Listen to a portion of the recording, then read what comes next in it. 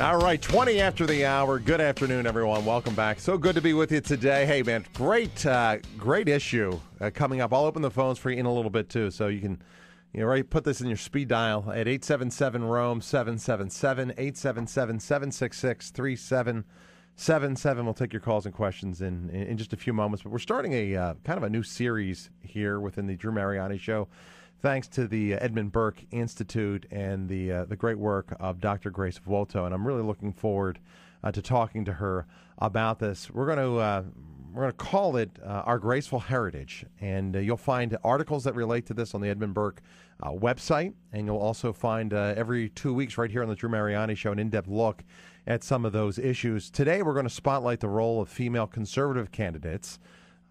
If you've followed the elections and if you are looking forward to what's coming up, there's just been a spate of primary victories. And we want to take a look at the role of women in the early church. How did the first female Christians help transform the social and political climate of their day? And are our conservative female leaders today in any way following in those footsteps? And if not, what lessons can they learn?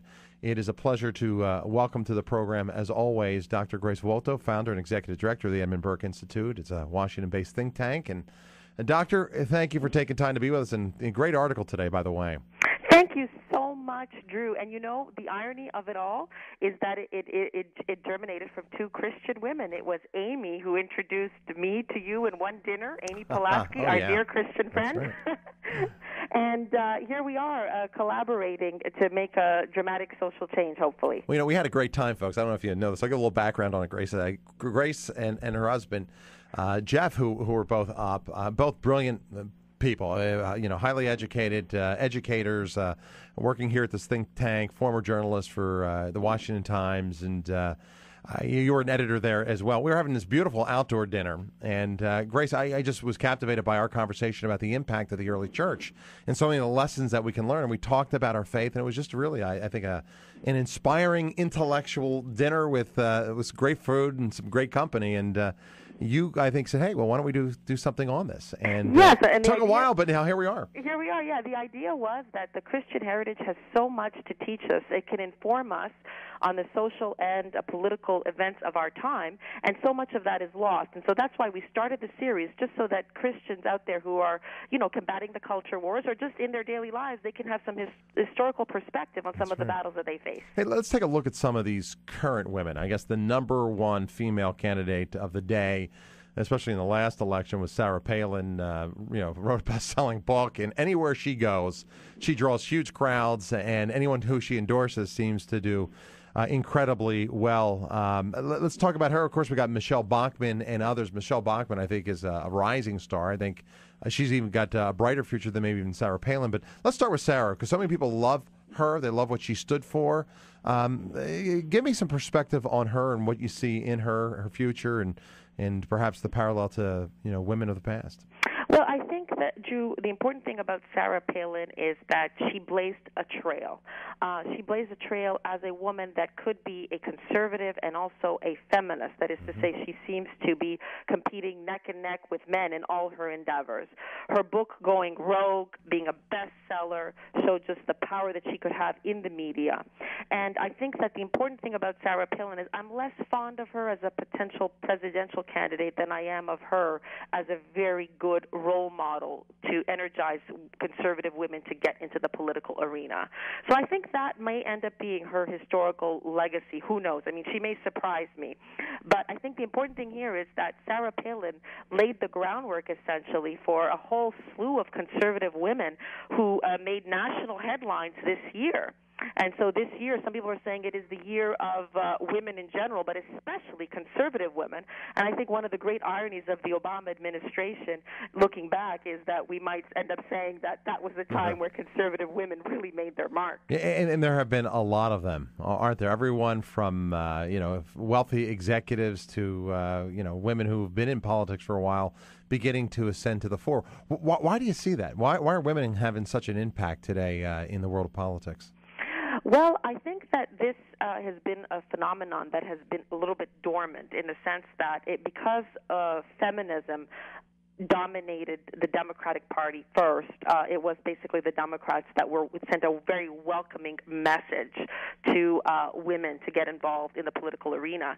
And then perhaps in retaliation to the kind of feminism that they were championing, women began to get active themselves, conservative women, and say, you know what, sure, they represent some good things for women, but I don't agree with them on all policies. And I think you've had this nascent growth of conservatism among women, and even slowly we're seeing even amongst minorities.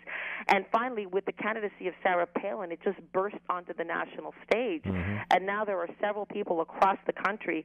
Some of them, I think, have even more impressive credentials than Sarah Palin, even if they don't have her charm and charisma. Look, I think a woman who has the charm and charisma of Sarah Palin is Michelle Bachmann. I've always been very impressed by her. I think she looks great, is extremely articulate, and is extremely feisty as well.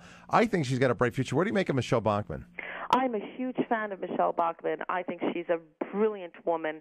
And what I've been most impressed just observing her is how articulate she is, how knowledgeable she is of the subject, and how she stands with such courage in face of even a liberal assault by the media. She does much, much better handling an aggressive media than does Sarah Palin. Yeah. And she's so well-versed in the issues. I was extremely impressed with her really principled stand against Obamacare and her outstanding defense of fiscal issues. Yeah, I think that's where Sarah Palin falls short. People get mad if I say anything negative about Sarah Palin on the program. But, the reality is, I mean, when it came to the media, that was her undoing. I think you're right. Bachmann, man, she can throw punches as well as take them. And I think that's going to go far. It's going to help her go the distance. What's this change indicative of? Because, of course, there are so many others as well that, as you point out in your article, are now beginning to rise in the political parties here. Do you see this as a wave of? What do you see this wave of conservative female leaders? Why? I'm trying to phrase this properly. There's certain agendas or certain ideologies that used to be the place. They used to stand on the platform being pro-choice, big government. Now we're seeing women like Bachmann and Palin in particular who are, very vocal about being pro-life, who want government to get reined in, who believe in individual responsibility. Is it an ideological thing that we're seeing? It is absolutely ideological. This is a huge triumph for the conservative movement.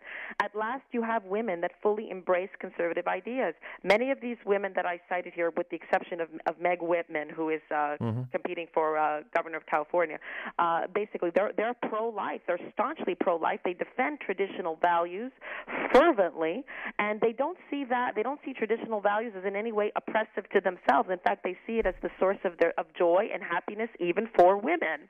And it is a tremendous ideological shift. These women, as you said, they champion limited government.